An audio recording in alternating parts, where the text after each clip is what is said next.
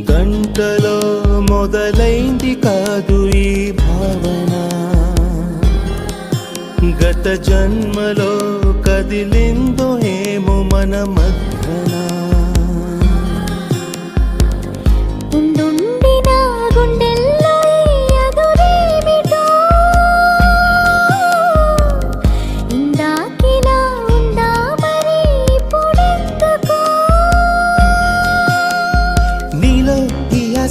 కలకాలం జీవించాలి, నీతో జన్మంతా ఈ రోజులే ఉండాలి. సూటిగా